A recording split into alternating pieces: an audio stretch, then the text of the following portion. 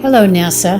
Hi, NASA. It's me. The day was one of the ones that stand out in my life 50 years later. We told each other, can you believe we're seeing this? We could just make out the grainy images on our little black and white television. It was just amazing to think that there were people on that moon up there that we could see. I had just turned 5, and we got to stay up late to watch it on television. It was July 20th, 1969. Welcome to NASA Explorers Apollo, the bonus episode. Throughout the series, we brought you stories of our moon and the people who explore it. You met a moon detective, learned about the Moon Girl Lab, and took a musical tour through the last half-century of lunar science. You also heard from people all over the world whose lives were shaped by the epic adventures of the Apollo program. To celebrate the 50th anniversary of Apollo 11, we asked you to help NASA tell the story of the first moon landing. We received over 300 stories from people all over the world. You heard some of these stories in the series, and we're so excited to share a few more with you before we say goodbye. John Oliver Smith from Ohio taped the whole thing with a reel-to-reel recorder. In his Apollo story, he shared some of that tape and reflected on what the historic moment means to him. I recall it was hot and humid, a typical July day in western Ohio. It was one of those summers I spent swimming at the pond, doing chores with Dad, playing out in the fields, and making my own discoveries. My older brother Jim was out traveling the world somewhere. My teenage sisters were busy with their friends, and one of our local natives was in a small spaceship headed for the moon. Eagle, you're looking great. Coming up 9 minutes. I had a reel-to-reel tape recorder, a household item before VCRs, DVDs, and iPhones. I carried it everywhere. This was obviously a day to be recorded. July 20th, 1969. It is 10 p.m. The following are the voices of Neil A. Armstrong, Air Force Colonel Edwin Aldrin Jr. They are the first men to ever walk on the moon. Neil Armstrong was a local boy. He grew up no more than 20 miles away, and his parents still lived nearby. Grandma and Grandpa were coming over. Mom had cooked something special, and we were getting ready to watch Neil Armstrong do what no man had ever done before. Grandpa was sipping his drink, wine or scotch, I don't remember which, but he was already on his second when Mom said, "He better land on the moon or Grandpa will get there first." Hurry up or Grandpa will land first. We copy you down, Eagle. Houston, Tranquility Base here. The Eagle has landed. Roger, Tranquility. We copy you on the ground. You got a bunch of guys about to turn blue. We're breathing again. Thanks a lot. My father, the engineer, was explaining the events on TV moment by moment. We all held our breath at 9:56 p.m. That's one small step for man, one giant leap for mankind. When we mark the anniversary this summer, I will fall back 50 years to the day I first heard that phrase, a giant leap for mankind. But I won't be thinking only of Neil Armstrong. I'll see perfectly my mom, dad, grandma, and grandpa all sitting in the living room around the television in our little house in western Ohio. I'll also be sitting with my beautiful wife, children, and grandchildren thinking of the future, imagining discoveries yet to come, and wondering what they will remember. Candy was in Rome when the first people walked on the moon. Here's what she remembers. I had the privilege of visiting Europe when I was 17 years old in the summer of '69 with the All-Ohio Youth Choir. Although we were warmly greeted everywhere we toured, one day as we exited our bus in Rome, we were greeted with hugs and kisses, cheers and bouquets of flowers. We had no idea what the extra affection was about until our translator explained that the Italians were congratulating us as Americans for landing on the moon. I bought a local paper with the headline Luna in bold block letters that day, which I still have to this day.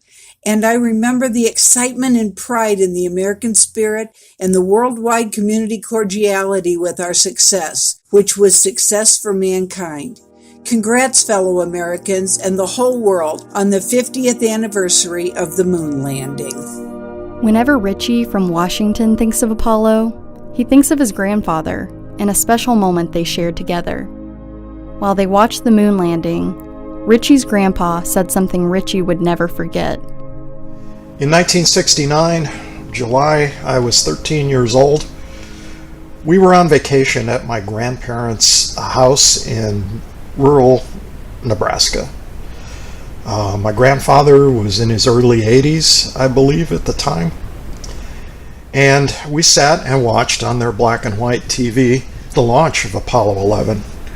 I was a little disappointed because we were a long way from a television transmitter and the picture was a little fuzzy. And as it lifted off, I looked over at my grandfather and he was crying. There were tears in his eyes. I was like, "Grandpa, this is like the greatest achievement of mankind. Why are you crying?"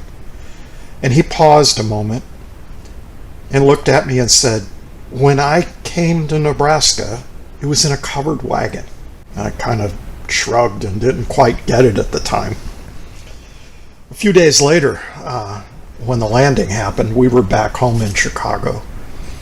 And when I heard Neil Armstrong say, "One small step for a man, one giant leap for mankind," I instantly got it.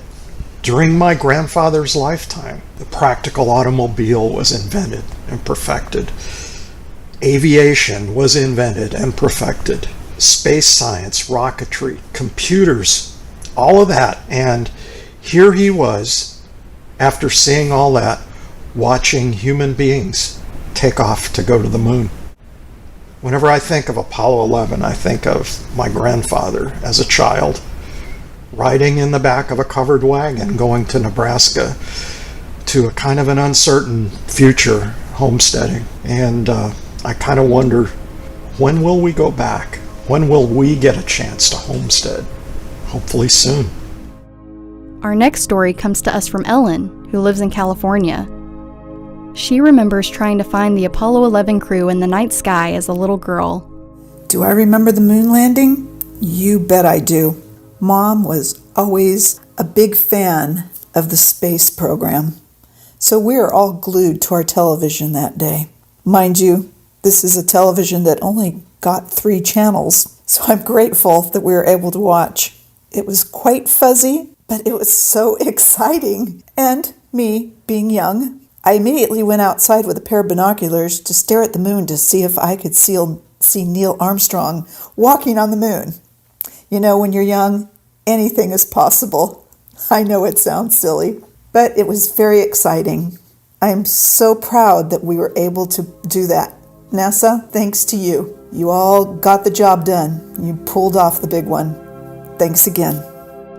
We also received a very sweet recording from Abby in England. She interviewed her 6-year-old daughter Sinan about her thoughts on the moon. I live in Cornwall in the UK, and I'm here with my daughter Sinan, who is 6. Hello.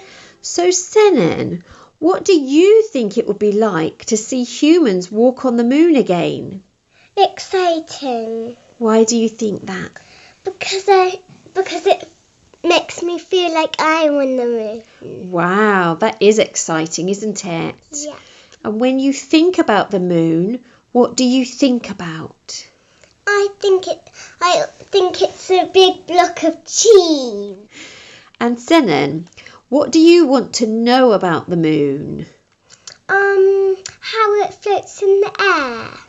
Wow. In the sky. In the sky. And floats around a bit.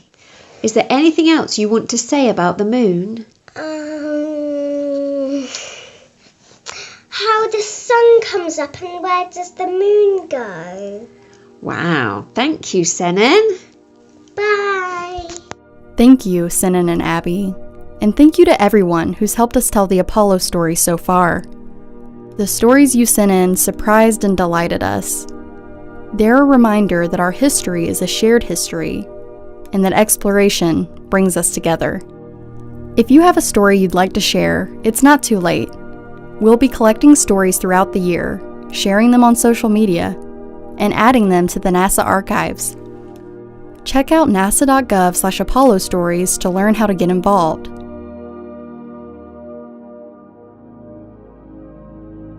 So, that's all for this season of NASA Explorers. We hope you enjoyed this series. We had a ton of fun making it for you. Thank you to everyone who supported this audio series. including NASA's Goddard Solar System Exploration Division and the NASA Explorers team. If you like NASA Explorers, why not leave us a rating and write a quick review in your podcast app? It helps us grow. And if you're looking for more moon stories from NASA, you're in luck. You can check out other NASA podcasts like Gravity Assist or Houston, We Have a Podcast to learn more about the moon and human spaceflight. Then, check out the On a Mission podcast from NASA's Jet Propulsion Laboratory to take a deep dive on the InSight mission to Mars. You can find all of these shows on Apple Podcasts, SoundCloud, and Google Play.